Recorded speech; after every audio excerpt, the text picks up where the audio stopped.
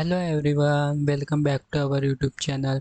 This is Shubham Pawanikar और हम आज बात करने वाले हैं एबीपीएस क्लर्क मेंस के self given analysis. I hope कि आपका एग्ज़ाम अच्छा गया हो और ज़्यादा से ज़्यादा आप अटेम्प्ट करके आए हो। तो मेरा भी आज एग्ज़ाम था एबीपीएस क्लर्क मेंस का, तो ख़त्म हो चुका है। तो हम जानेंगे कि मेरे कितने अटेम्प्ट हुए और एग्ज़ाम एनालिसिस कैसे क्वेश्चन आए थे। जीके क्वेश्चन हम बाद में डिस्कस करेंगे शाम को। हम पहले कॉन्ट, रीजनिंग, इंग्लिश के क्वेश्चन डिस्कस कर लेते हैं। और मैंने कौन से क्वेश्चन सॉल्व किए, मैं कौन से क्वेश्चन में स्टक हो गया था और मेरे ओवरऑल कितने अटेम्प्ट हुए, सेक्शनल वाइज कितने अटेम्प्ट हुए, हम सब जानेंगे। और आप उससे पहले सब्सक्राइब कर लीजिए। तो हम स्टार्ट करते हैं। एबीपीएस क्लर्क मेंस के सेल्फ गिवन एग्जाम एनालिसिस 2024। तो मेरे जो रीजनिंग के अटेम्प्ट हुए थे वो 19 अटेम्प्ट हुए थे। मैं एक पज़ल में फंस गया था, जो कि मैंने पहले सोचा था कि सेक्शन ए वाले एक पज़ल कर लूँ 2-2 मार्क के, तो 10 मार्क हो जाएंगे। पर उसमें एक पज़ल था ब्लड रिलेशन वाला, मतलब उसमें 7% थे, जहाँ तक मुझे याद है 7% थे। और उसमें तो एक एज बेस था, ऐसे एज दी थी कुछ जैसे मैं ऐसे रैंडमली लिख लेता हूँ, कुछ ऐसे 60, 66, 67, ऐसे 7 लोग थे। ऐसे ABCDEF ऐसे कुछ थे।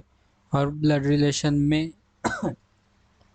पैराग्राफ में ब्लड रिलेशन भी था, जो कि मैं सॉल्व तो कर रहा था, मेरा लगभग हो ही गया था। पर लास्ट में आकर जो ब्लड रिलेशन होता है वही मेरा मतलब बिगड़ गया, तो मैंने छोड़ दिया वो। नहीं तो अगर ये मेरा क्वेश्चन हो जाता वो वाला क्वेश्चन, तो मेरे 10 और हो जाते, मतलब 10 मार्क और बढ़ जाते।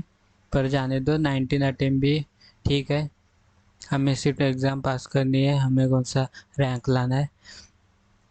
और उसके बाद इंग्लिश के मेरे 29 अटेम्प्ट हुए हैं। इसमें इसमें तो 3 आरसी आए थे। जैसे उसमें से मैं 2 ही आरसी कर पाया, तीसरा आरसी में मतलब पढ़ भी नहीं पाया। जैसे लास्ट में 1-2 ही मिनट बाकी थे, तो इसके ही क्वेश्चन में कर रहा था, ये तीसरा आरसी में नहीं कर पाया। तो जाने दो। अभी कॉन्ट के 24 अटेम्प्ट, कॉन्ट में भी मैं एक जो डीआई था उसमें भी फंस गया था। जैसे वो डीआई था कुछ ऐसा दिया था, जो कैसलेट था, वो कैसलेट था, मुझे याद है कैसलेट था। उसमें कुछ वेरिएबल थे, ए 20%, जैसे इधर ए दिया था, ए या बी था जहाँ तक मुझे याद है, या यहाँ नहीं, यहाँ ए बी सी और यहाँ कुछ 2 वेरिएबल थे। मैं दूसरा पेज ले लेता हूँ, 1 मिनट में स्लाइड ऐड कर लेता हूँ और अच्छे से बता 1 मिनट बस। 1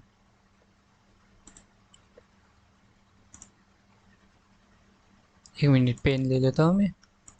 जैसे इस यहाँ 2 वेरिएबल थे और यहाँ ऐसे बॉक्स था जो मैंने बनाया था,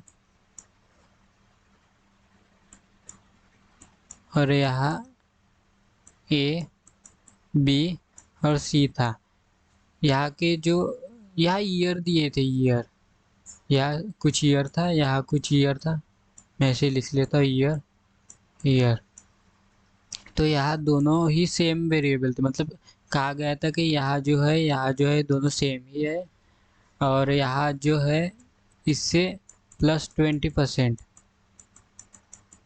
यहाँ है। और यहाँ जो सी में इस ईयर में जो था, इसका मैं कलर चेंज कर देता हूँ पेन का, इसका 25% ज़्यादा ये वाला था। तो इसमें वेरिएबल तो मैंने ले लिए थे ये, और इसमें दिया था जैसे इस ईयर का ABC का एवरेज दिया था, तो इसका टोटल निकल गया था, इसका भी एवरेज दिया था और इसका भी टोटल निकल गया था। जहाँ तक मुझे याद है यहाँ 45 कुछ तो भी निकल गया था, यहाँ 49 समथिंग कुछ तो भी था। एग्जैक्ट मुझे याद नहीं है पर 49 समथिंग था। तो मैंने इस यहाँ वेरिएबल, यहाँ वेरिएबल, यहाँ वेरिएबल, यहाँ वेरिएबल ले लिया था। मैं 1 मिनट कलर चेंज कर लेता हूँ। तो यहाँ जो सॉल्व करने के बाद बस ऐसा, इसमें एक ही वेरिएबल था, इस सब में एक ही वेरिएबल था। तो कैसे करना था, इसमें जो ए आंसर था और एक था, इसमें से जो इसमें से वेरिएबल 1 मिनट कैसा था, 1 मिनट में याद करता हूँ। हाँ, ये 45,000 था, इसमें से 2 वेरिएबल थे, इसको माइनस करके ए वाला आता, इसको स्टार मान लेते, इसको भी स्टार मान लेते क्योंकि दोनों सेम थे तो स्टार आता। फिर इसमें 49,000 सॉरी 4,900, इसमें से ये दोनों माइनस करते, एक माइनस एक माइनस, जैसे इसमें कुछ भी ले लेते हैं हम, एक्स ले लेते, इस पे एक्स ले लेते, ऐसा कुछ 2x यहाँ माइनस करना था, यहाँ भी स्टार आता। फिर ये दोनों इक्वल हो जाते, इक्वल दोनों इक्वल होने पे एक आंसर आता, जो भी आंसर आता। तो मेरा जो आंसर आ रहा था ना, वो कट नहीं रहा था, मतलब डिवाइड नहीं हो रहा था इन लोगों से। तो कहीं ना कहीं मेरी छोटी सी माइनर से मिस्टेक हो गई होंगी, कॉन्सेप्ट तो यही था। फिर टाइम जा रहा था तो मैंने सोचा इसमें लास्ट में एक बार देखूंगा कि गलती क्या हुई है। पर जो लास्ट में जैसा वैसा होता है वैसे ही मुझे टाइम नहीं मिल पाया, टाइम नहीं मिल पाया, तो वो भी मेरा सॉल्व नहीं हुआ। तो ये कौन का मैंने बता दिया।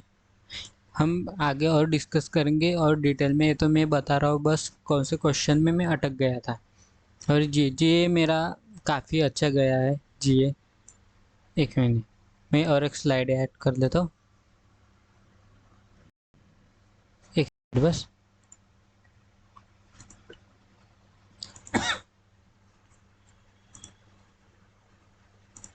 जीए के मेरे 37 अटेम्प्ट हुए हैं, उसमें से जो एक्यूरेसी वाले हैं वो लगभग 33 कह सकते हैं उसे। और बाकी जो 4 क्वेश्चन है, तो उसमें जो क्वेश्चन थे तो जैसे 4-5 ऑप्शन रहे थे, तो उसमें से कुछ ऑप्शन मुझे 2 ऑप्शन जो थे उसमें से कन्फ्यूज़न था। मैंने न्यूज़ पढ़ी तो थी पर उसमें कन्फ्यूज़न था। तो मैंने फिर जो मुझे ऐसा लगा कि हाँ ये करना चाहिए तो मैंने वो कर दिया, क्योंकि मैंने पढ़ी थी, ऐसे ही मैंने तुक्का तो नहीं मारा। तो ये हमारे जीए के है, जीए के क्वेश्चन हो गए। जीए के क्वेश्चन में कुछ बता देता हूँ। हम तो लास्ट में आंसर भी शाम को आंसर के साथ डिस्कस करेंगे अच्छे से डिटेल में। पर मैं फ़िलहाल ये बता देता हूँ कि कौन से क्वेश्चन थे। जैसे एक था NBSL, जो NPCI की अभी नई सब्सिडरी बनी है, तो इसमें से बी क्या था। तो इसमें से वैसे तो आंसर है इसका कुछ बिल पे, ऐसा कुछ आंसर है शायद। मैं एक बार बताऊंगा, मैंने ऑप्शन तो सही टिक किया है, मैंने चेक भी कर लिया है। तो इसमें से ऑप्शन क्या थे, एक भारत था, उसमें और बाकी बाकी जैसे अलग अलग 20 से ऑप्शन थे, उसमें से किसी को कंफ्यूजन हुआ होगा तो एक भारत था और एक बिल पे कुछ ऐसा था, भारत। और 1 मिनट बस मैं चेक करता हूँ, 1 मिनट बस।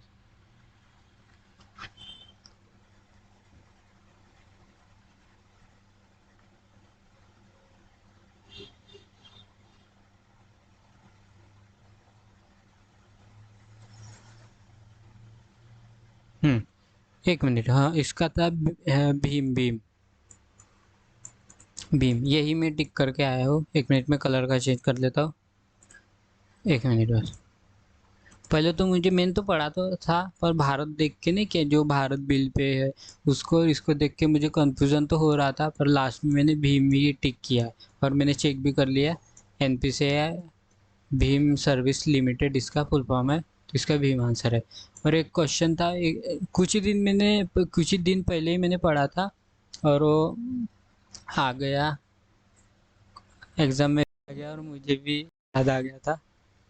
मैं और एक स्लाइड ऐड कर लेता हूँ। वो क्वेश्चन था एक बायो ई थ्री ऐसी स्कीम जैसा कुछ एक प्रोग्राम है। उसमें से 3 ई है, एम्प्लॉयमेंट एक है, एम्प्लॉयमेंट एक है, इन्वायरमेंट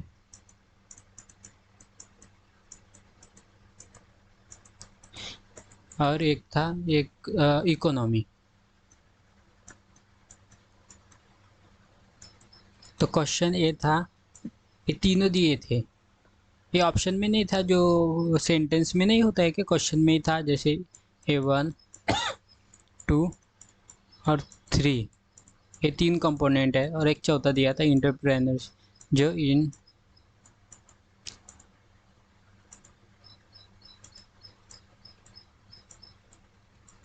इंटरप्रेनरशिप एक ये दिया था। तो इसमें से पूछा गया था, इसमें से कौन सा एक कंपोनेंट नहीं है पूछा था। तो ये इसका जो E3 था उसमें से एम्प्लॉयमेंट भी है, इन्वायरमेंट भी है और इकोनॉमी भी है। तो उसमें से जो कंपोनेंट नहीं था वो इंटरप्रेन्योरशिप नहीं था। तो ये हमारा आंसर था और मैंने भी सही टिक किया है। और कुछ दिन पहले ही मैंने पढ़ा था, जैसे 2-4 दिन पहले या 8-15 दिन पहले पढ़ा था मैंने शायद। तो ये भी मेरा ठीक हो गया।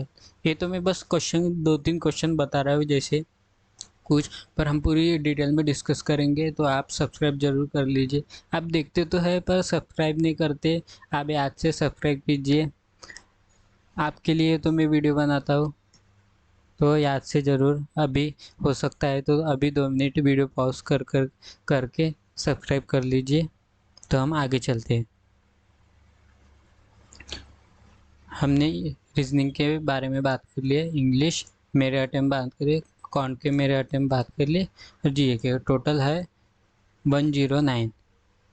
और जो पिछले साल का जो स्टेट वाइज कट ऑफ जाता है इसका, तो एग्जैक्ट हर स्टेट का तो अभी मेरे पास मुझे याद नहीं है, पर जो महाराष्ट्र का जो जनरल का गया था वो गया था 74 गया था, मतलब ये 200 आउट ऑफ 200 है, 74 समथिंग था।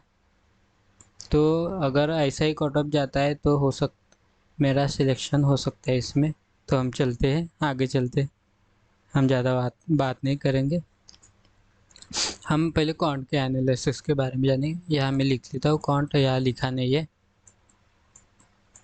कॉन्ट के एनालिसिस के बारे में जानेंगे। एक था बार ग्राफ DA 5, उसके 5 क्वेश्चन थे। ये मैंने देखा था पर एग्जैक्ट मुझे क्वेश्चन याद नहीं है, तो मैं इस एक क्वेश्चन एग्जैक्ट कैसा था तो मैं बता नहीं पाऊँगा। पर ये दूसरा एक था टेबल दिया प्रोबेबिलिटी, ये भी मैंने सॉल्व करने की कोशिश की थी, 2-3 मिनट दिए थे, फिर नहीं जमा तो ये भी छोड़ दिया मैंने। तो ये क्वेश्चन कैसा था मैं बताता हूँ, 1 मिनट।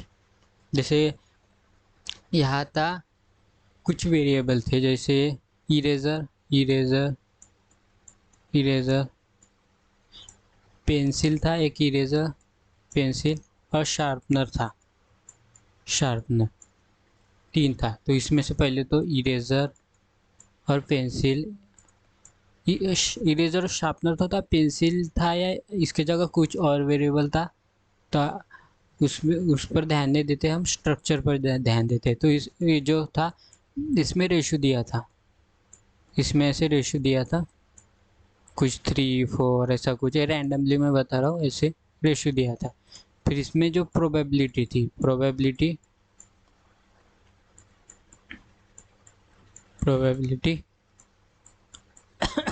दी थी कि एक इरेज़र और एक पेंसिल, एक इरेज़र और एक पेंसिल की जो प्रोबेबिलिटी है उसका डिफरेंस दिया था। फिर उसमें ब्रैकेट में दिए थे जो,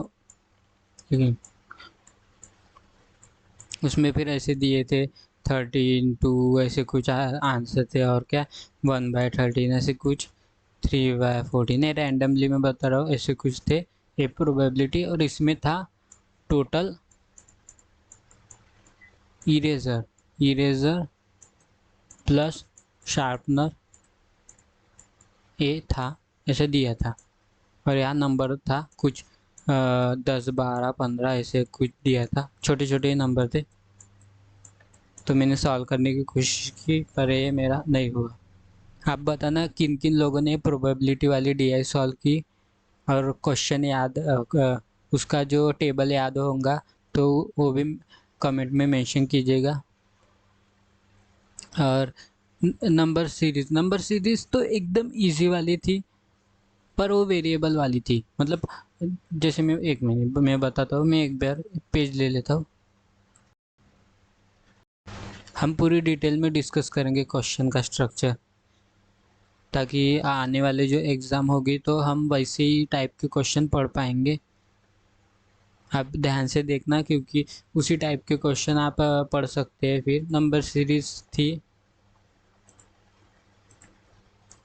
ऐसे, एक्स दे दिया था, यहाँ वाई दे दिया था, यहाँ एक नंबर था, यहाँ एक नंबर, यहाँ नंबर, यहाँ नंबर, यहाँ जेड दिया था। यह एग्जैक्ट क्वेश्चन था ऐसा ही, यहाँ कुछ नंबर था। फिर हमें क्या करना था, यहाँ जो डिफरेंस था, यहाँ से लेकर पैटर्न पता लगाना था। पैटर्न पता लगाते तो एक्स भी निकलता, वाई भी निकलता और जेड भी निकलता। उसमें से 3 क्वेश्चन दिए थे, 3 ही थे जहाँ तक मुझे याद है। फिर उसमें से कुछ क्वेश्चन में एक्स पूछा था, कुछ में जेड पूछा था, और कुछ में जो ऐसे दे दिया नहीं होता है क्या, जैसे x+14 बताओ, ऐसा कुछ था एक क्वेश्चन। ऐसे एक एक नंबर सीरीज ए वाली हो गई। और दूसरी जो नंबर सीरीज थी उसमें था पहले तो एक, इसमें एक वेरिएबल था, एक वेरिएबल, फिर इसमें नंबर। मैं एक पेन चेंज कर लेता हूँ, पेन चेंज कर लेता हूँ। इसमें एक नंबर था, इस ए नंबर था, नंबर नंबर नंबर, और एक ब्लैंक और एक नंबर। और जो आगे था उसमें पी प्लस ऐसे कुछ ब्रैकेट में एक्स, ऐसा कुछ दिया था। तो इसमें भी वैसे ही निकालना था उसकी।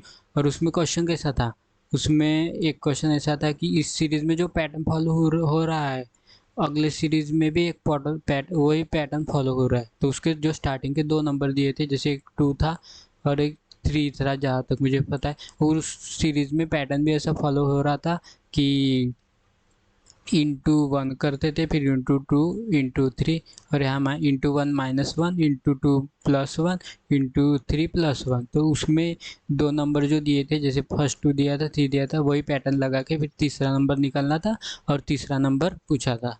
तो ये हमारी वो वाली सीरीज हो गई। तो हम चलते फिर से, ये देखो, ये जो 3 क्वेश्चन जो मैंने पहले बताया आपको, एक नंबर सीरीज के थे, और दूसरे 3 क्वेश्चन एक नंबर सीरीज के थे, ऐसे क्वेश्चन थे। और नंबर सीरीज एकदम इजी है, जैसे आप प्री में सॉल्व करते हो, जैसे नंबर सीरीज दी होती, प्री में तो सॉल्व करते हो, पैटर्न निकालते हो, बस उसमें 1-2 वेरिएबल दिए थे एक्स, तो वैसा ही क्वेश्चन था, एकदम ईजी। और एक कैसलेट दी है, मेल फीमेल, यही वाली कैसलेट दी आई थी जिसमें मैं फंसा था। ए बी सी नहीं, ए वाली ईयर वाली थी या ए वाली थी, पर कैसलेट डी आई तो 2 में से एक थी जिसमें मैं फंसा था। तो 2 कैसलेट दी आई थी। दूसरी जो कैसलेट दी आई थी मैंने मतलब देखी, और मतलब पढ़ी भी नहीं और आगे बढ़ गया, क्योंकि मैं एक कैसलेट डी आई में तो वैसे ही फंस गया था, तो दूसरी और मैं सॉल्व करने को जाएंगे तो और टाइम वेस्ट हो सकता था, इसलिए। और एक था लाइन ग्राफ डी आई, मैंने एक डी आई सॉल्व की थी, वो भी मैं बताऊंगा। वो मुझे 2 मिनट लगेंगे याद करने के लिए। एक लाइन ग्राफ डी आई थी, 1 मिनट में थोड़ा 2 मिनट याद कर लेता हूँ एक क्वेश्चन। एक डी आई अच्छी डी आई थी और मेरा सॉल्व भी हो गया था, जैसे वो थी, हाँ, एक लाइन ग्राफ डी आई थी। उसमें कैसा दिया था, 1 मिनट, स्लाइड लेनी पड़ेंगी, मैं स्लाइड ले लेता हूँ। एक और एक डी आई अच्छी वाली,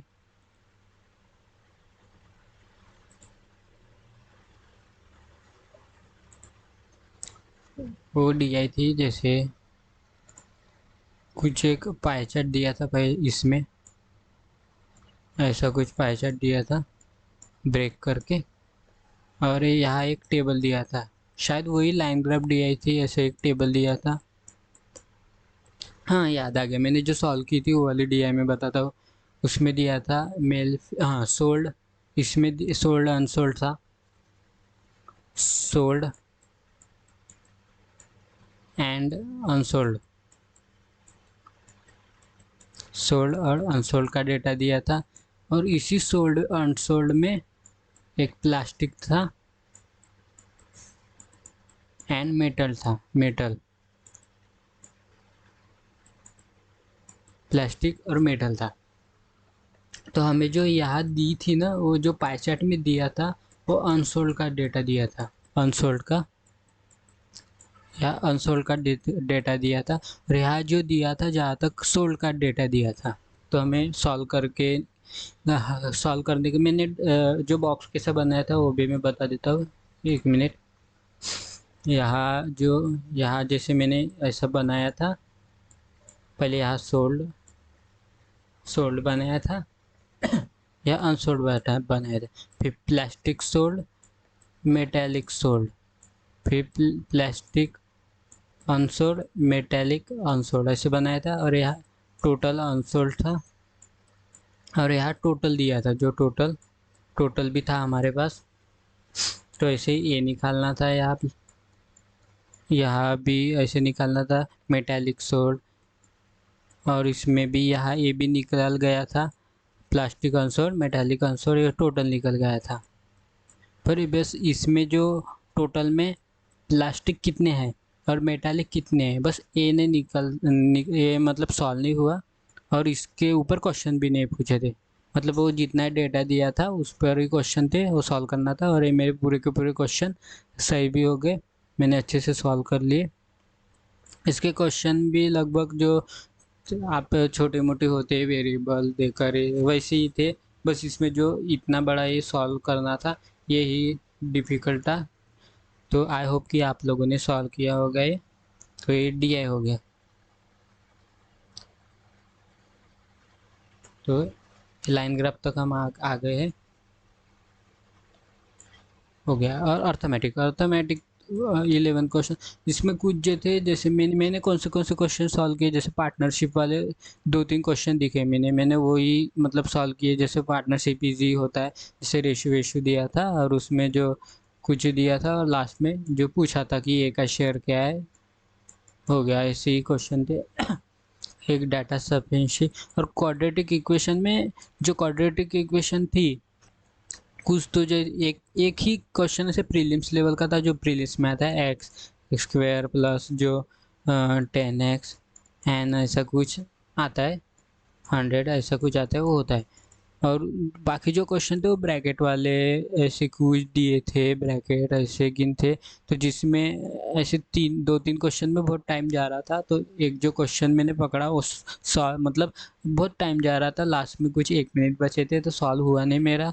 तो ये मैंने क्वाड्रेटिक इक्वेशन मतलब 2-3 ही मैं सॉल्व कर पाया, 2 से 3, बाकी मेरे छूट गए। और अप्रोक्सीमेशन तो पूरा इजी था, जैसे आता है वैसे प्री में, ऐसा ही कह सकते, जैसे आता है पीओ प्री में जैसे आता है अप्रोक्सीमेशन, वैसे ही थे। इसके अप्रोक्सीमेशन के 5 क्वेश्चन थे, ये फ्री के नंबर थे, अप्रोक्सीमेशन के जो फ्री के नंबर थे 100% लोगों ने सॉल्व किया होगा, तो उसमें कुछ बड़ी बात तो है नहीं। तो हम चलते हैं क्रिटिकल रीजनिंग। क्रिटिकल रीजनिंग में टॉपिक कौन से आए थे हम पहले वो डिस्कस करेंगे। एक कोर्स एंड ऑफ एक्शन ऐसा आया था, जो जिसमें क्वेश्चन दिया होता है, एक प्रॉब्लम दी होती है, एक मिनट, एक प्रॉब्लम दी होती है, और उस प्रॉब्लम में कौन क्या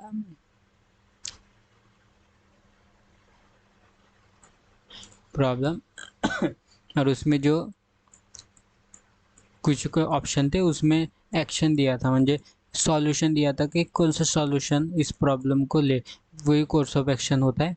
और यही पूछा था, 1-2 क्वेश्चन इस पर थे, और इन्फरेंस वाले ही ज़्यादा थे मुझे जहाँ तक दिखे, मैंने जितने सॉल्व किए इन्फरेंस वाले भी ज़्यादा थे। और उसमें इन्फरेंस में भी इम्प्लिसिट पूछा था, 2 होता है ना, एक इम्प्लिसिट होता है, इम्प्लिसिट होता है, एक्सप्लिसिट होता है।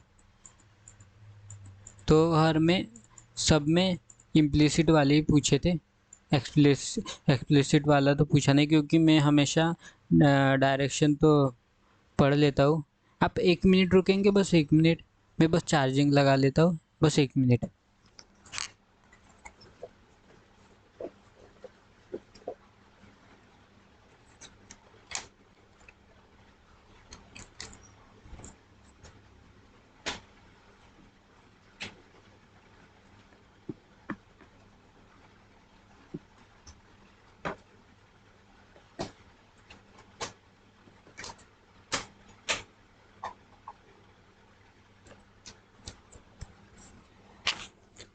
हेलो।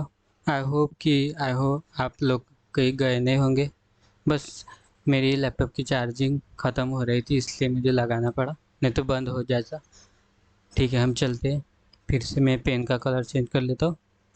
जैसे एक दो आए थे, जैसे क्रिटिकल रीजनिंग, इम्प्लिसिट वाला, एक्सप्लिसिट वाला।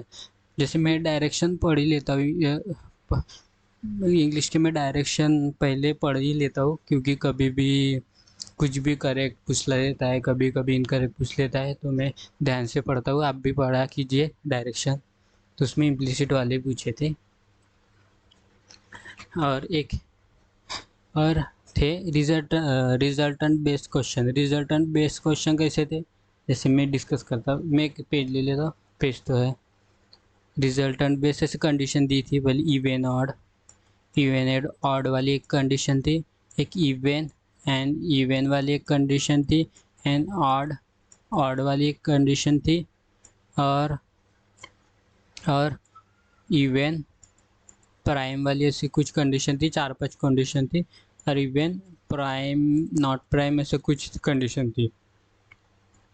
तो ये मैं ऐसे ही रफ पेज पर लिख लेता हूँ, क्योंकि मैं 10 बार नहीं देखता, ऐसे में लिख लेता हूँ। और उसमें कुछ में प्लस करना था, कुछ में डिफरेंस निकालना था, और कुछ में स्मॉलर नंबर प्लस ऐसा कुछ करना था।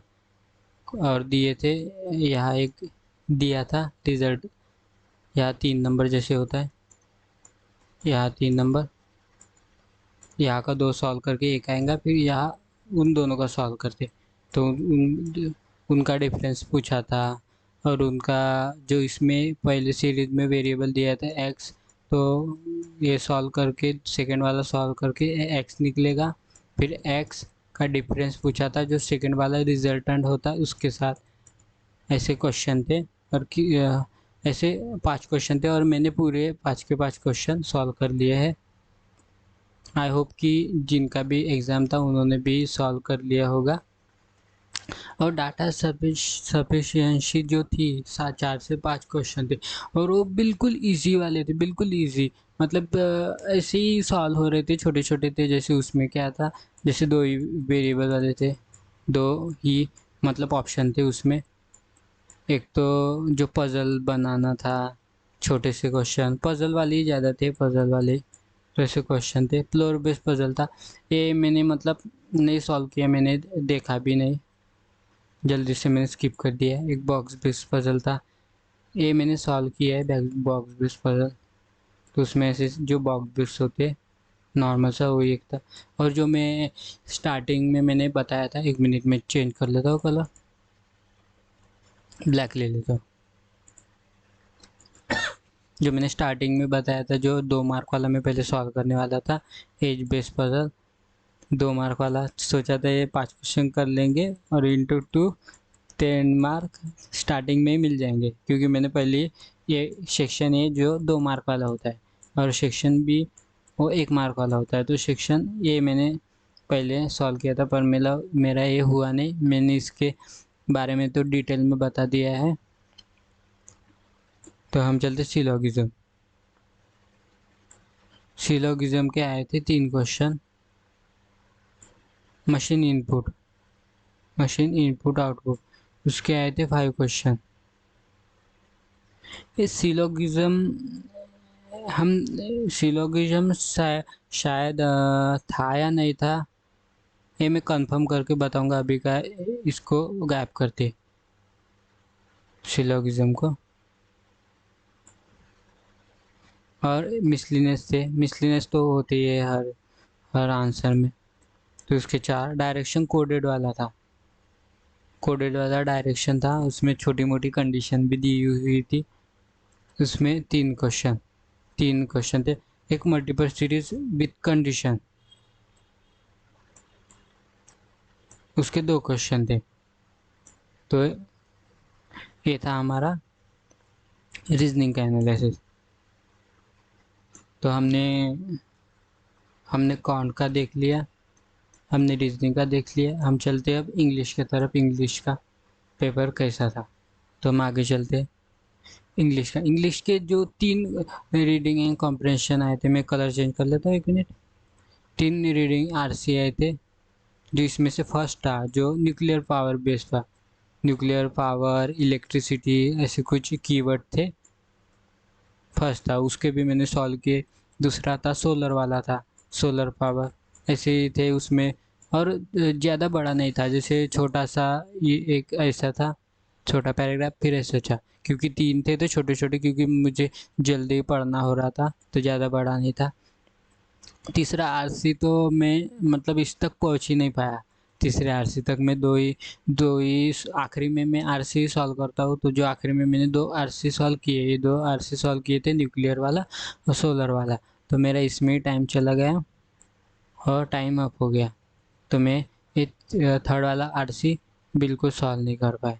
सेंटेंस रीअरेंजमेंट, और जो सेंटेंस रीअरेंजमेंट था वो जो ए बी सी डी वाले होते, ए बी सी डी ई ऐसे था।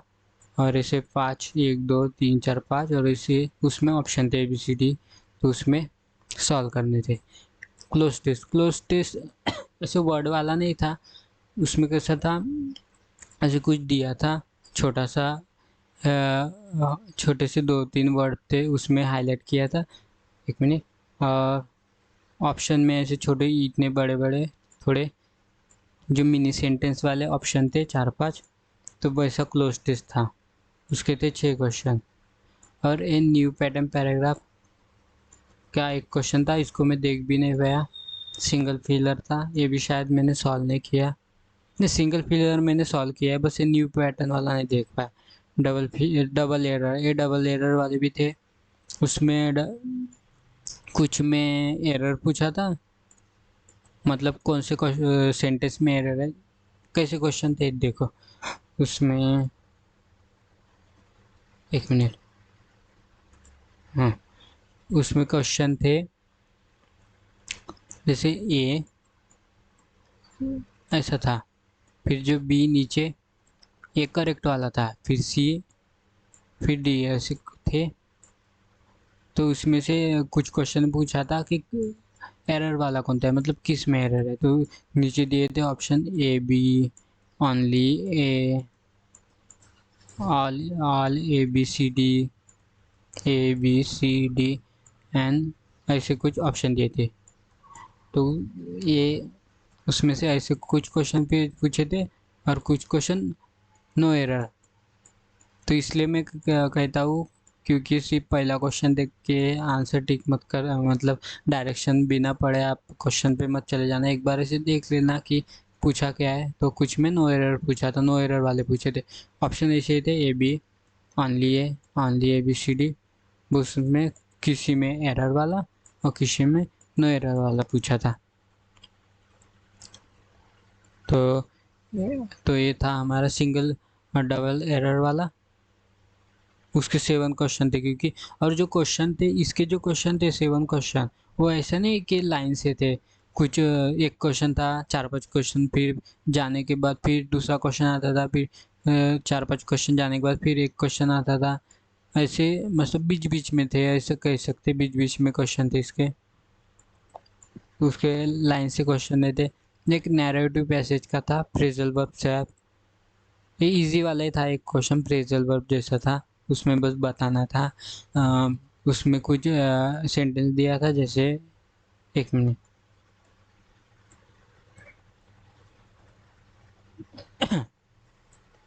मैं एक पेज ले,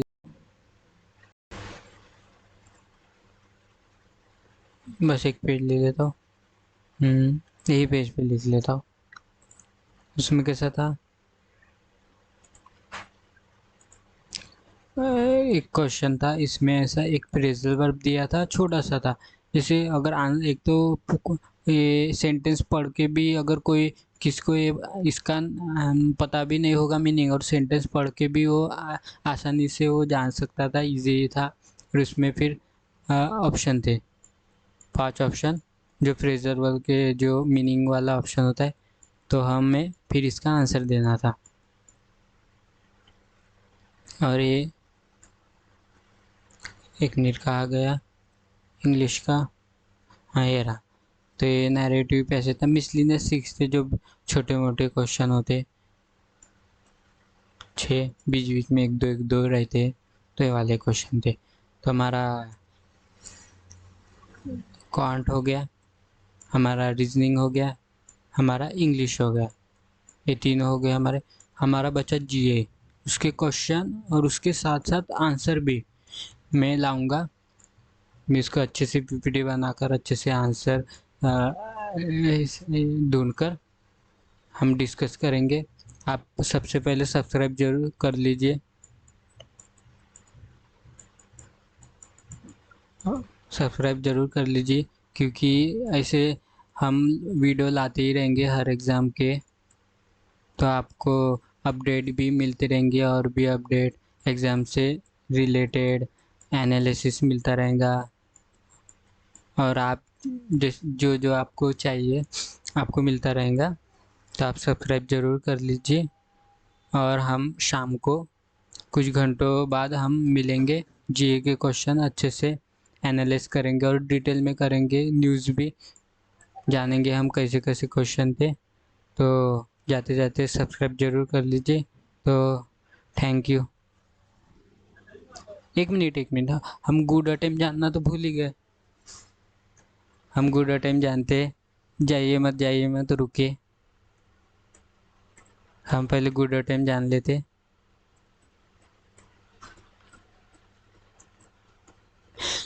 मेन तो यही था गुड अटेम्प्ट, आप यही जाने बिना जा रहे हैं।